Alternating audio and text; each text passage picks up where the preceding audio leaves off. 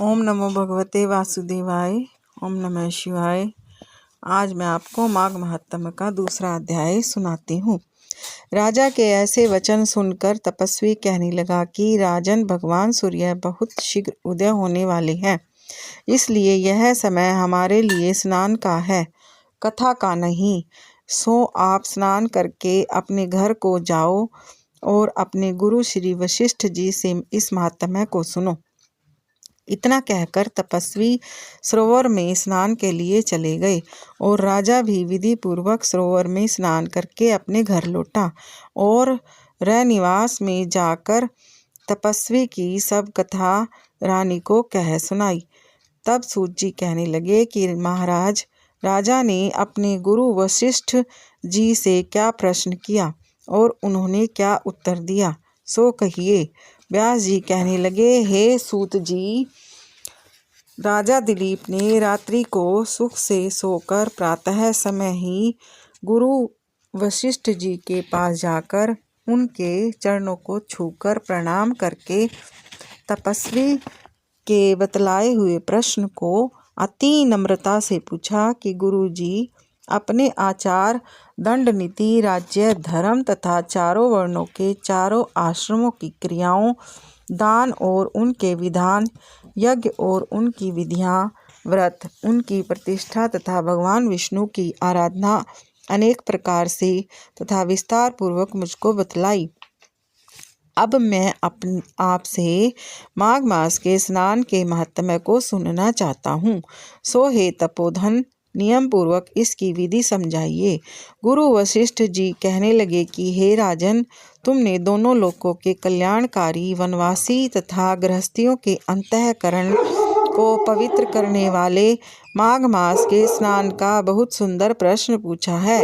मकर राशि के सूर्य के आने पर माघ मास में स्नान का फल गौ, भूमि, तिल, वस्त्र, स्वर्ण, अन्न, घोड़ा आदि दानों तथा चांद्रायण और ब्रह्मा कृच्छ व्रत आदि से भी अधिक होता है। वैशाख तथा कार्तिक में जप, दान, तप और यज्ञ बहुत फल देने वाले हैं, परंतु माघ मास में इनका फल बहुत ही अधिक होता है। माघ में स्नान करने वाला पुरुष और राजा और मुक्ति के मार्ग को जाने वाला होता है। दिव्य दृष्टि वाले महात्माओं ने कहा है कि जो मनुष्य माघ मास में सकाम या भगवान के निमित्त नियम पूर्वक माघ मास में स्नान करता है, वह अनंत फल वाला होता है। उसको शरीर की शुद्धि, प्रीति, ऐश्वर्य तथा चारों प्रकार के फलों की प्राप्ति होती है। अदिति ने 12 वर्ष तक मकर संक्रांति में अन्न त्याग कर स्नान किया था। इससे तीनों लोकों को उज्जवल करने वाले 12 पुत्र उत्पन्न हुए। माघ मास में स्नान करने से ही रोहिणी, सुभगा, अरुंधति दानशील हुई और इंद्राणी के समान रूपवती होकर प्रसिद्ध हुई। जो माघ मास में स्नान करते हैं तथा देवताओं के पूजन में तत्पर रहते हैं, उनको सुंदर स्थान, हाथी और घोड़ों की सवारी तथा दान को द्रव्य प्राप्त होता है और अतिथियों से उनका घर भरा रहता है और उनके घर में सदा वेद ध्वनि होती रहती है। वह मनुष्य धन्य है जो माघ मास में स्नान करते हैं, दान देते हैं तथा व्रत और नियमों का पालन करते हैं और दूसरे पुण्यों के क्षीण होने से मनुष्य स्वर्ग से वापिस आ जाता है। परंतु जो मनुष्य माघ मास में स्नान करता है, वह कभी स्वर्ग से वापिस नहीं आता। इससे बढ़कर कोई नियम, तप, दान, पवित्र और पाप नाशक नहीं है। भृगु जी ने मणि पर्वत पर विद्याधरों को यह सुनाया था। तब राजा ने कहा कि ब्राह्मण, भृगु ऋषि ने कब मणि पर्वत पर विद्याधरों को उपदेश दिया था, सो बतलाइए।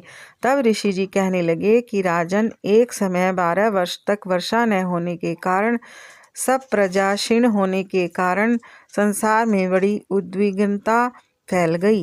हिमाचल और विंध्याचल पर्वत के मध्य का देश निर्जन होने के कारण श्राद्ध, तप तथा स्वाध्याय सब कुछ छूट गए। सारा लोक विपत्तियों में फंसकर प्रजाहीन हो गया।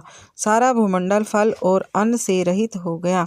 तब विंध्याचल से भी नीचे बहती हुई नदी के सुंदर वृक्षों से आच्छादित अपने आश्रम से निकलकर श्री भृगु ऋषि अपने शिष्यों सहित हिमालय पर्वत पर गए।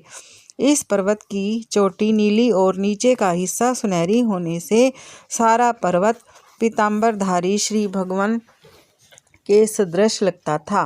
पर्वत के बीच का भाग नीला और बीच बीच में कहीं कहीं सफ़ेद स्फटिक होने से तारों से युक्त आकाश जैसी शोभा को प्राप्त होता था।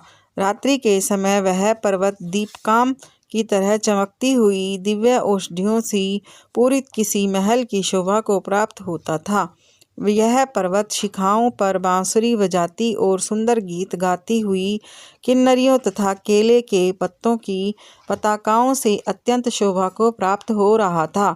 यह पर्वत नीलम, पन्ना, पुखराज तथा इसकी चोटी से निकलती हुई रंग बिरंगी किरणों से इंद्रधनुष के समान प्रतीत होता था।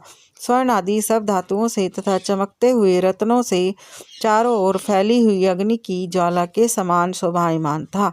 इसकी कंदराओं में काम पीड़ित विद्याधरी अपने पतियों के साथ आकर रमण करती हैं और गुफाओं में ऐसे ऋषि मुनि जिन्होंने संसार के सब क्लेशों को जीत लिया है रात दिन ब्रह्म का ध्यान करते हैं और कई हाथ में रुद्राक्ष की माला लिए हुए शिव के आराधन में लगे हुए हैं। पर्वत के नीचे भागों में जंगली हाथी अपने बच्चों के साथ खेल रहे हैं तथा कस्तूरी वाले रंग बिरंगे मृगों के झुंड इधर उधर भाग रहे हैं। वह पर्वत सदा राजहंस तथा मोरों से भरा रहता है, इसी कारण उसको हेमकुंड कहते हैं। यहाँ पर सदैव ही देवता, गुहाक और अप्सरा निवास करते हैं।